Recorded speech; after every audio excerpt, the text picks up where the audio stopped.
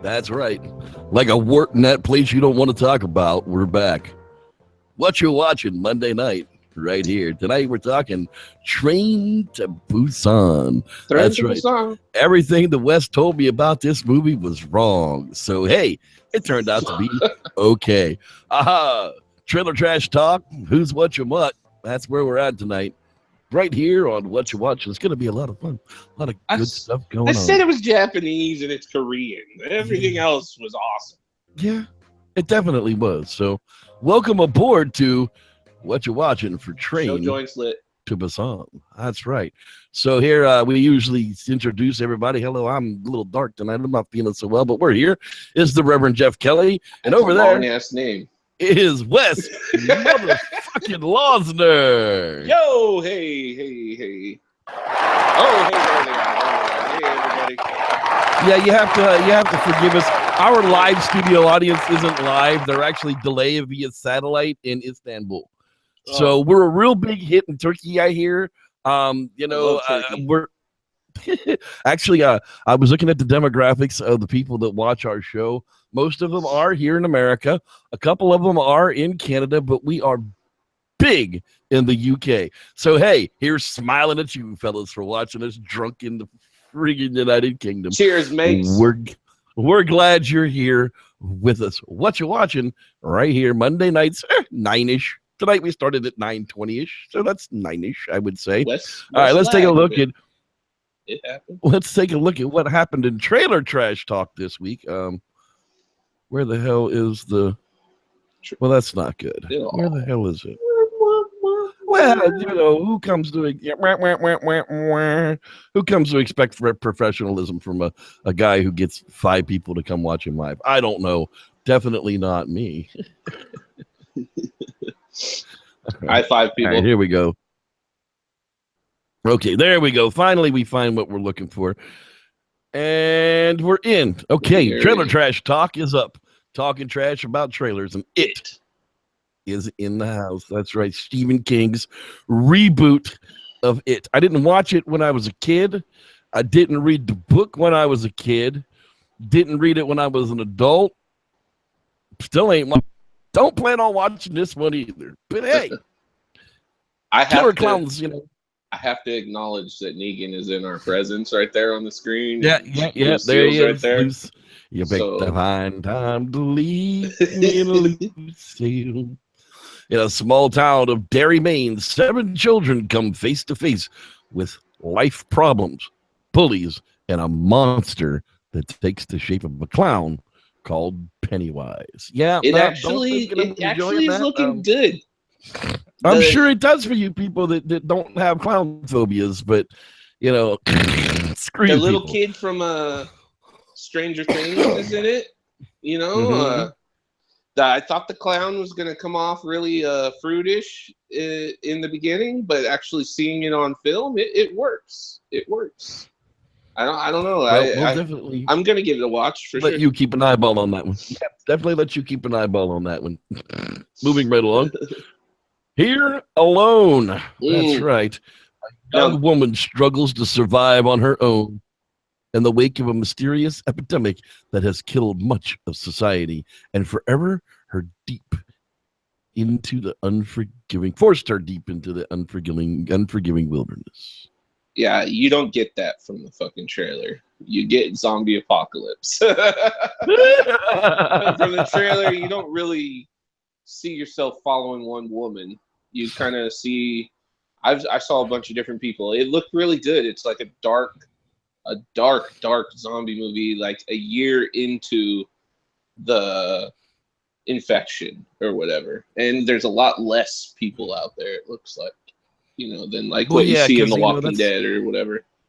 That's always, more interesting when everybody else is already dead, how these people are still surviving. All right.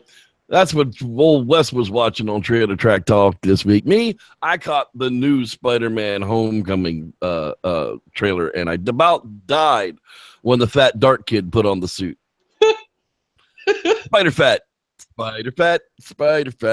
does whatever Spider-Fat does. I mean, come on, dude, really? But it was funny. But to see Tony Stark playing bully with Spider-Man kind of pisses me off. Well, if you're nothing without the suit, then you shouldn't have the suit. Eat a dick, Iron Man. You're nothing without the suit. Well, he's a billionaire philanthropist. Yes. Yeah, whatever.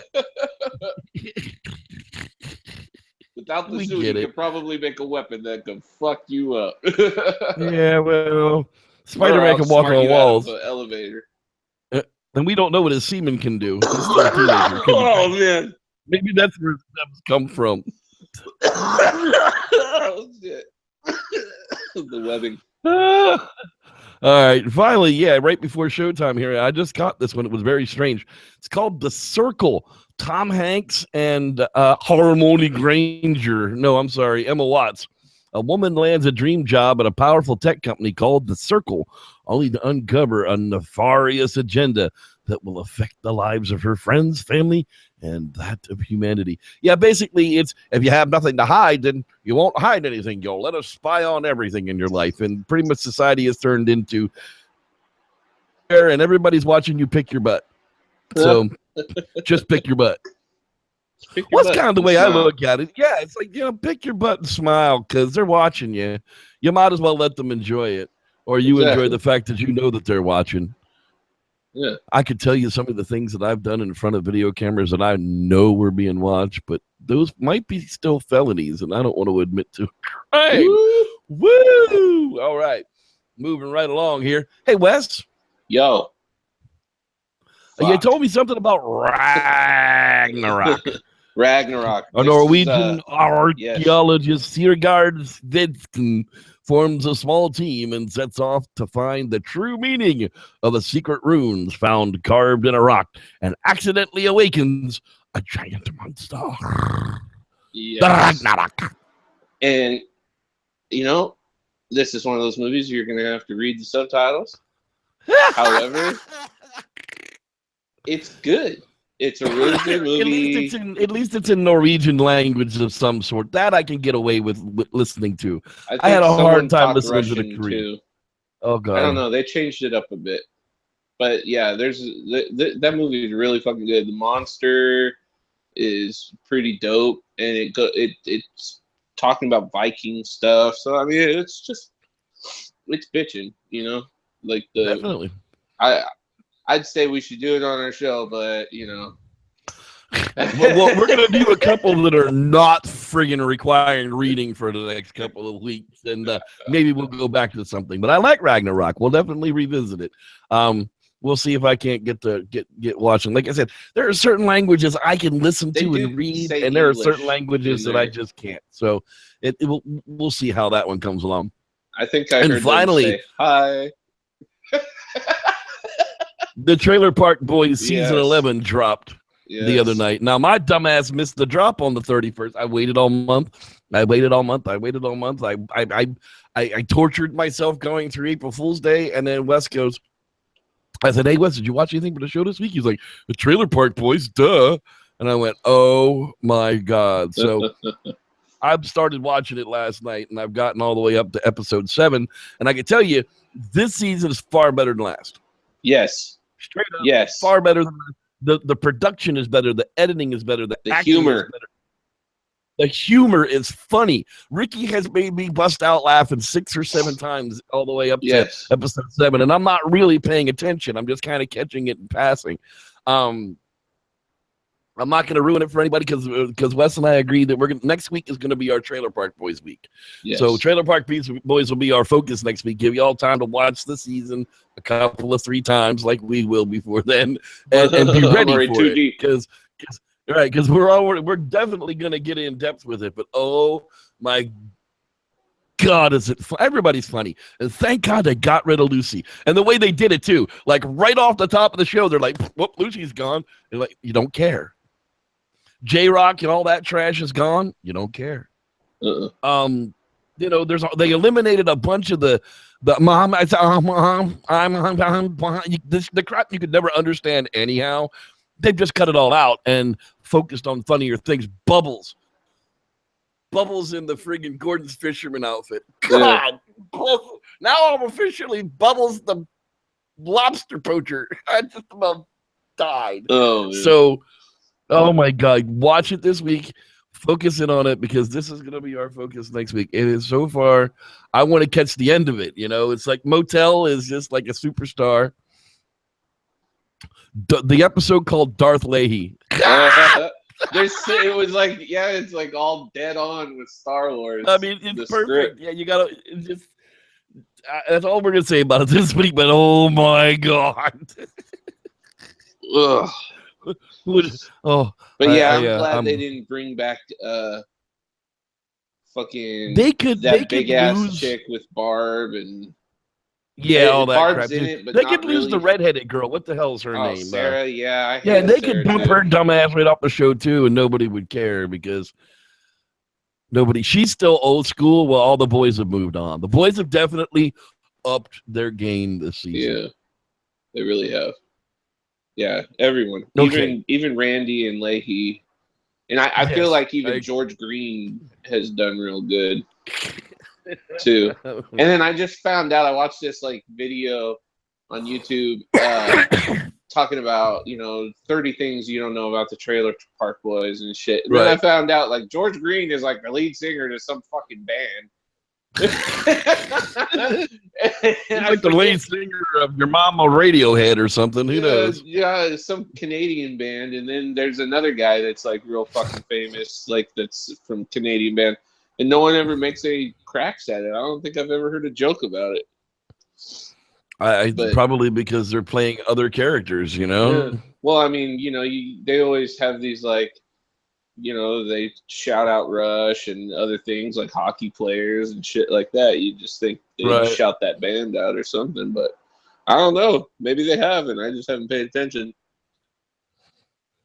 All right, good, finally, you finished up your watching pleasure this week with the season finale of The Walking Dead. Episode 1, episode 16.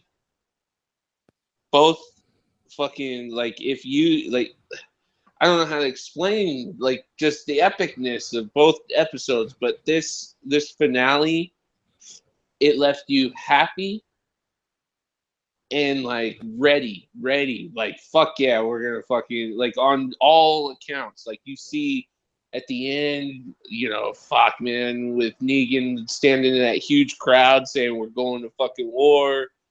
I mean,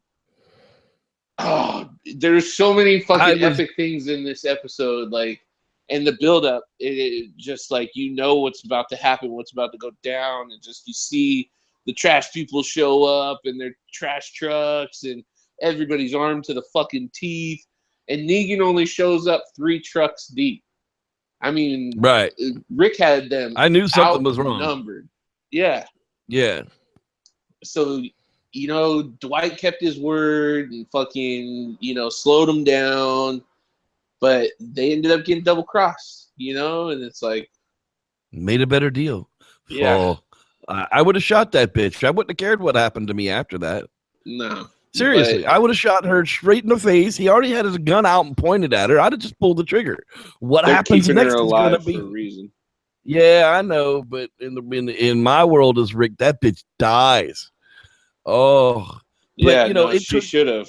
It took bravery for those people to, turn and start the fire to at least, be able to recover something and get out into groups.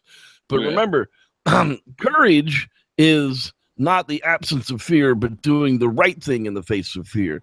Where bravery is also not the absence of fear. It's doing the stupidest thing you can think of in the face of fear. So in the long run, they could have given up their guns in a different way, but instead they did the brave thing and just pulled the trigger and, played hero. And people died. Lots of people died. A lot. And then to act like Michonne died, I mean, that was bogus. They should have killed her. No. I'm sorry. Straight out of the comic book. I know. But not with Michonne. It's with Andrea. They've remixed it so much, but that whole scene... Oh, it was so epic seeing it play out because right after that, you got Negan doing the lineup, and the lineup was way different in the comic. This lineup, it's Rick and fucking Carl, Carl, did Carl even have a line that entire episode? He's about to get his head bashed in by Lucille. He didn't have a line in the entire show. He said they're going to lose. He was talking to Negan that he's going to die or some shit, that they're going to lose or some shit like that. I mean, this is just ridiculous how bad of an actor this kid is that they can't even use the lines that they write. Oh, I'm sorry. I am not a fan of that kid. But what's it called? Right is fucking Negan's about to fucking right as Negan's about to bash that fucking kid's head in. I was so happy. I was so happy though, dude. I was so happy when Negan batted that bat up and gonna bash Carl's head in. My heart lifted. I was like, yeah. Fuck. Yeah. But I'm sorry. I think it would have like been crazy for the story if they did that, but they can't. Carl's too important. But gotta remember, I don't know the comic. Yeah. I don't know the story. I don't know what's coming. I don't know nothing. All I know is what they present to me each week. Now, you as a big fan of the comic beforehand know all the episodes and what to expect and all that other crap. That's why I get so disappointed in some of this. They changed it and remixed it so much though that sometimes you don't know what's going to happen. And yeah. But the funniest sometimes they present a whole bunch of crap that makes no sense to somebody like me at all. Oh my god. The funniest fucking thing though, what Negan said after he fucking sees the tiger, he runs back behind that car with fucking Simon, and he says something like fucking holy shit or some shit like that, and then he sees Maggie and he goes, the widow's alive, guns blazing. I fucking died because he was just like, he was playing fucking Negan. Comic book Negan talks funny like that, and fucking God, to see Jeffrey Dean Morgan fucking nail that fucking, it was so fucking tight. Oh, dude, the All Out War season 8 is gonna be so epic, so fucking epic. Well, they better find some help because from the looks of the numbers, they're gonna need it. They better hope there's some defectors from the Negan camp. And they better hope they find some other people to join in with them, because otherwise they're gonna get their ass whipped pretty damn quick. I mean, I'm sorry, but as much of the trouble as Rick is, I storm in there with a bunch of fucking people, shoot him in the back of the head a couple of times. Boom, boom. Okay, kill me now, motherfucker. You're dead. Kind of the way I look at it, but anyhow, that's what this week's Walking Dead was. Now we're clear of that until October. Hey, Rev, what you watching? Mm-hmm. Look at that.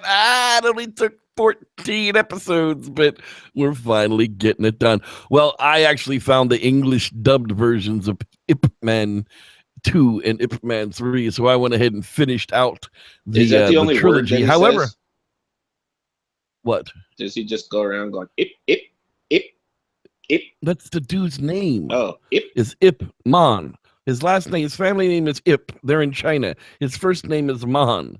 He's a famous martial arts guy. And I'll get to that when we talk to friggin' Train to Busan. But it's the story of the Grandmaster of Wing Chun, who basically ends up teaching, which was where I went next, in Ip Man 3. He's the one who gave Bruce Lee his basis in Wing Chun Kung Fu, which eventually led to the Jeet Kune Do, the style without style.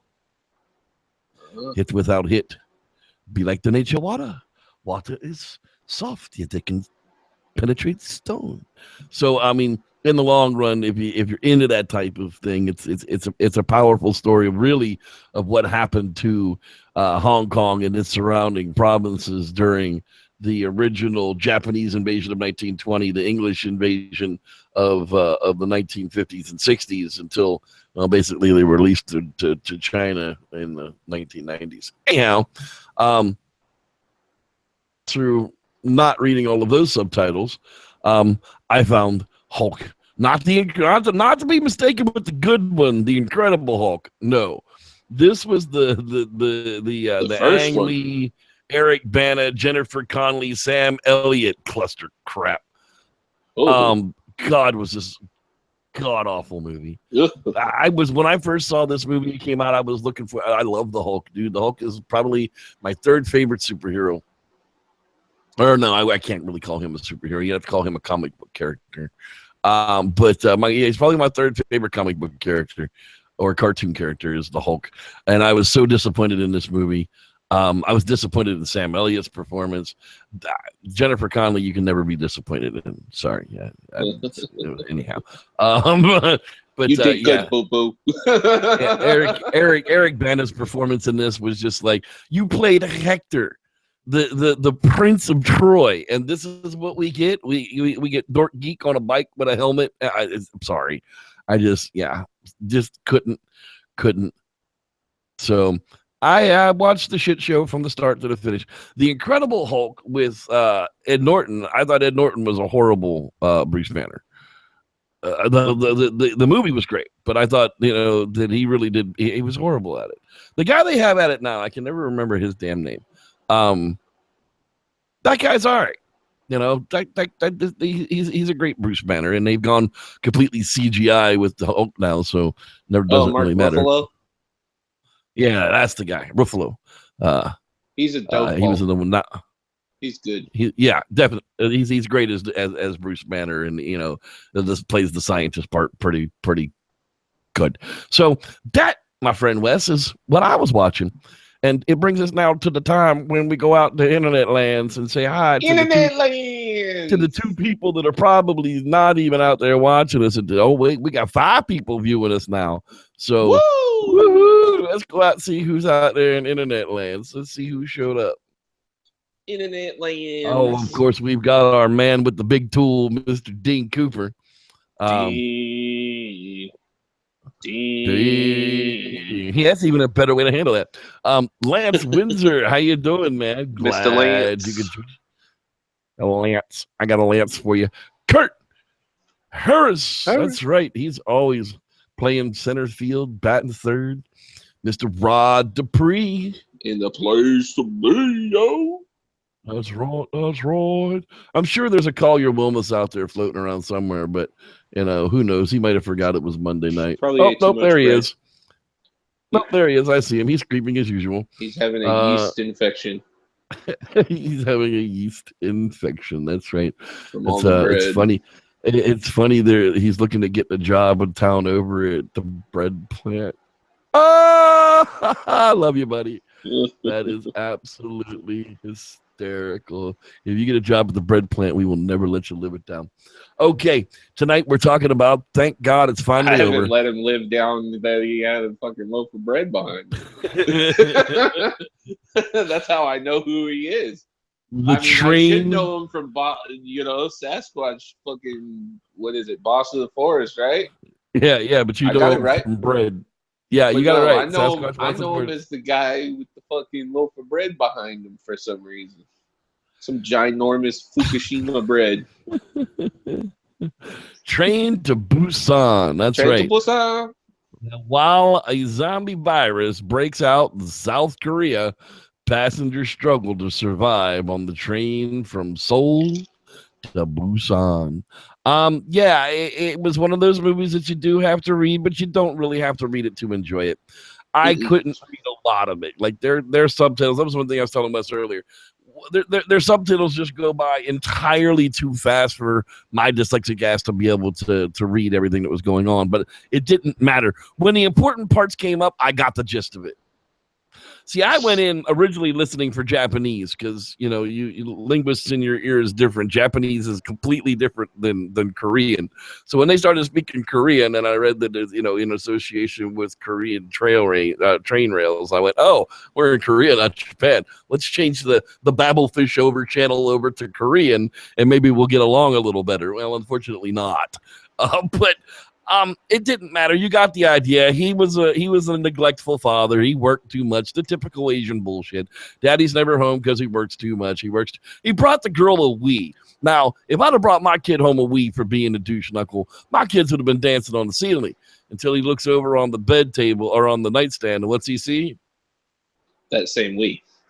You already got her a Wii for Children's Day that year.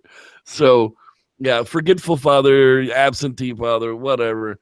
They decide that he's gonna. Where were they going? Were they going to grandma's house? No, she wanted to go see her mom, and she was trying to go on the train by herself, and he didn't want her to.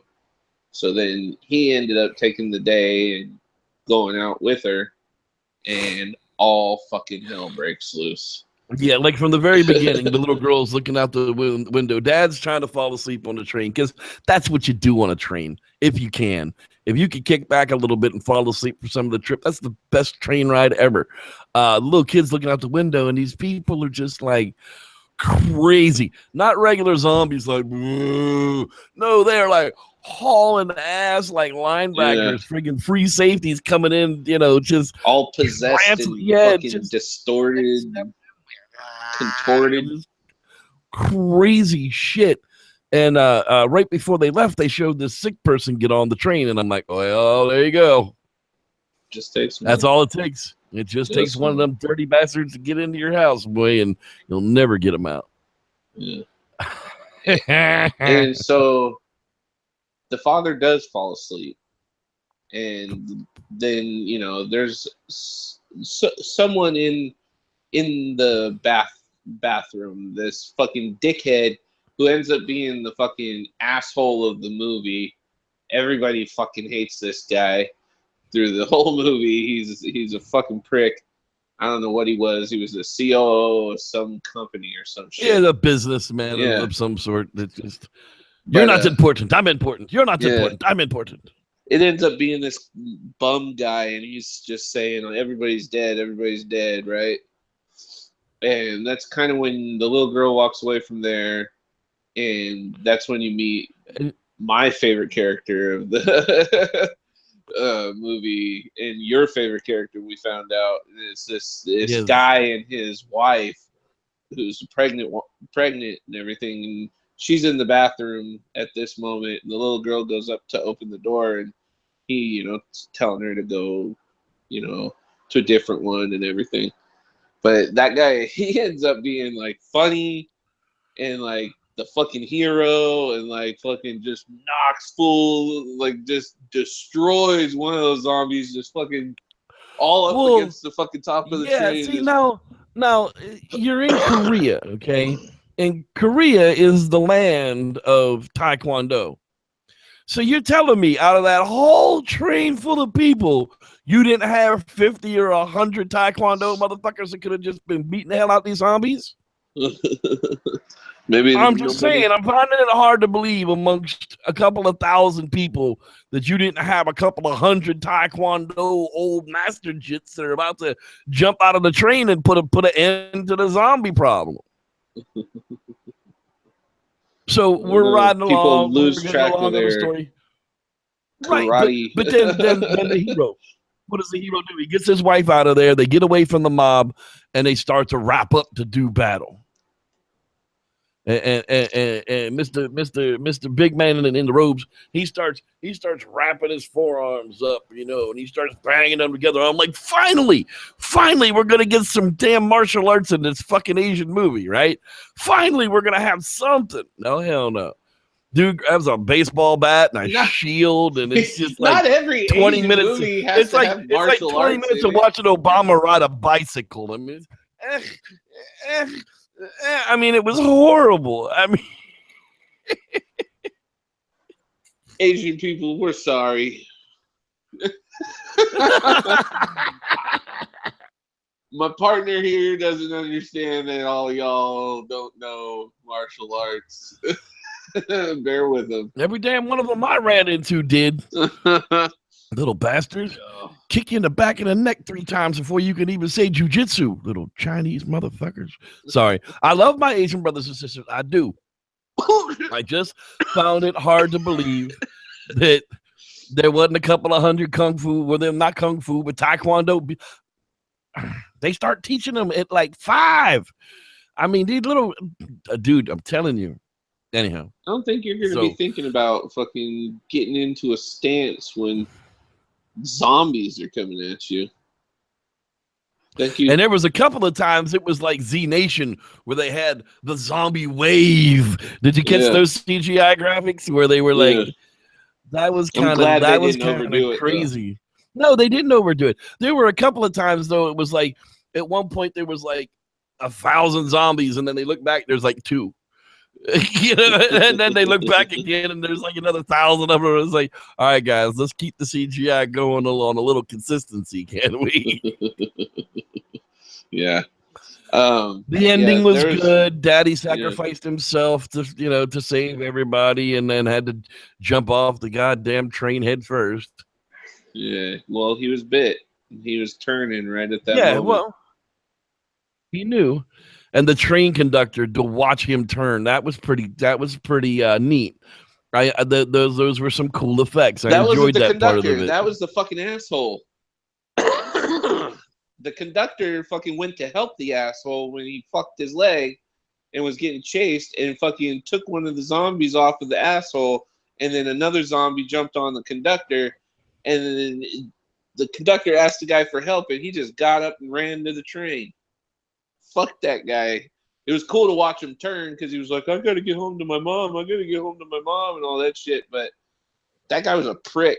I wanted to see him go out like way worse than that. Like, I wanted to see Big Hakua hit him with a Harakashuka and hit him with a big,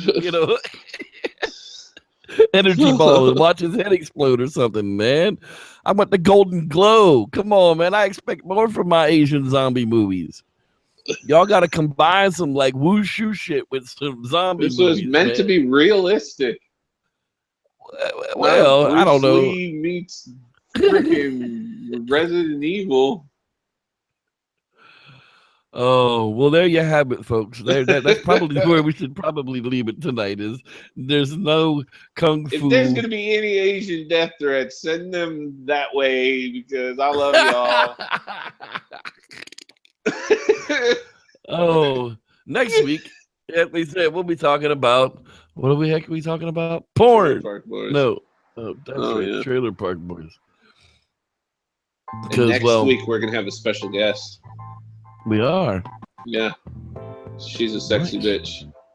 Awesome. Yep. I like special guests. Yep. We'll be doing an after hangout if you fellas want to hang out and chat for a little bit. And if not, well, we'll see you on the Wednesday night show on your sister channel. That's right. I don't just do this one, people. I get thousands of views on the other one, too. It's all good. We love you. We'll see you soon next week right here on Watcha Watchin. No, we don't even have an email for you to send hate mail to, so there you go.